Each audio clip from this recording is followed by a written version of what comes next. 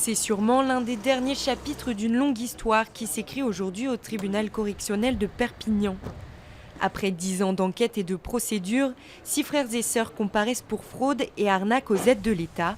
Parmi les victimes, la CAF.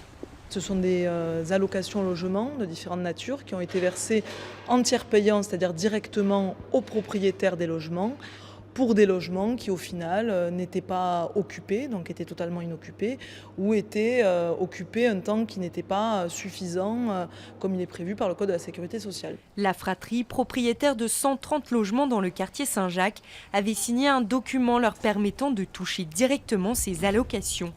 Total du préjudice, environ 1 million d'euros. Pour cela, le parquet a requis à l'encontre des 6 prévenus des peines de prison ferme et des amendes, tandis que les parties civiles ont réclamé des dommages et intérêts.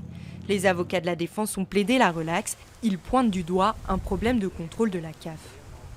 On leur reprochait de ne pas avoir respecté un certain nombre d'obligations, ce qui leur valait le renvoi devant le tribunal correctionnel.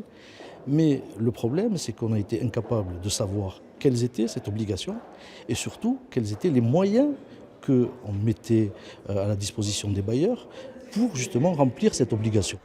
Après 3 jours d'audience, le procès s'est achevé ce mercredi matin avec les plaidoiries de la défense. Le jugement a été mis en délibéré. Il devrait être rendu le 9 avril prochain.